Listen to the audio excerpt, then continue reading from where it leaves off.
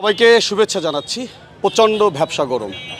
এই ভ্যাপসা গরমে মানুষের জীবনযাপন একেবারে অস্বস্তির মধ্যে দিয়ে যাচ্ছে এবং সবারই কিন্তু বিশুদ্ধ পানি এবং ওরসালাইন প্রয়োজন। আর তখনই কিন্তু শরণখোলা উপজেলা যুব রেড ক্রিসেন্ট টিমের সদস্যরা তারা শ্রমজীবী, ভ্যান চালক, দিনমজুর, পথচারী তাদের মধ্যে বিশুদ্ধ পানি, ওরসালাইন এবং ডেঙ্গু প্রতিরোধের যে প্রচারণা আছে সেগুলো করেছেন এবং যে বিষয়টি মানুষের দৃষ্টি আকর্ষণ করেছে, মন জয় করেছে। আমরা সেই বিষয়ে কথা বলতে চাই শরণখোলা উপজেলা যুব রেড ক্রিসেন্ট টিমের টিম লিডার সাইদ আহমেদের সাথে। প্রথমে আপনাকে শুভেচ্ছা জানাচ্ছি। ধন্যবাদ। আমরা দেখলাম আপনারা শ্রমজীবী, দিনমজুর, ভ্যান চালক, পথচারী এদের মাঝে আপনারা বিশুদ্ধ পানি, ওরসালাইন এবং ডেঙ্গু প্রতিরোধের প্রচারণা করলেন। কেন করলেন?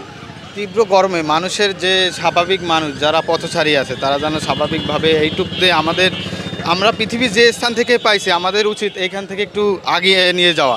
এই জন্য যে সচেতনমূলক বর্তমানে ডেঙ্গুর একটা প্রভাব দেখা দিচ্ছে এই যে ঘূর্ণিঝড় রেওয়ামালের কারণে। এই জন্য আমরা ডেঙ্গু প্রতিরোধমূলক একটা পোস্টার বিতরণ করেছি। এবার দিনমজুর যারা আছে তাদেরকে স্যালাইন, তারপর পানি এগুলো বিতরণ করেছি। যারা দিনমজুর কষ্ট করছে এই জন্য তাদের যেন কষ্ট একটু কম হয়।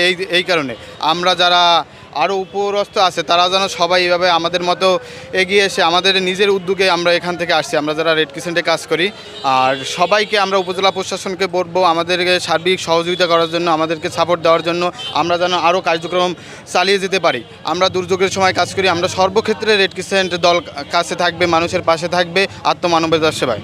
আপনাকে ধন্যবাদ। আমরা কথা বলতে চাই শরণখোলা উপজেলা যুব রেড ক্রিসেন্ট টিমের যিনি deputy team leader Sonia Akhtar, যিনি সবসময় কষ্ট করেন, ঘূর্ণিঝড়ের সময় তিনি মাঠে থাকেন।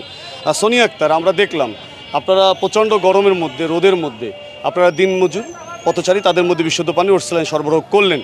আপনাদের এই যে বিশুদ্ধ পানি, ওরসালাইন এবং অন্য যে উপকরণগুলো সরবরাহ রয়েছে সেগুলো কন্টিনিউ থাকবে কিনা?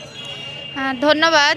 আসলে এটা হচ্ছে আমাদের নিজ উদ্যোগে করা, আর আমাদের যে একটা ফান্ড আছে নিজেদের, সেই ফান্ড থেকে অর্থায়নে এই মানুষের মধ্যে পানি এবং স্যালাইন বিতরণ কার্যক্রমটা আসলে আমরা উপজেলাতে অন্যান্য কাজ করেছি, কিন্তু এই জিনিসটা হচ্ছে আমরা ফার্স্ট শুরু করেছি।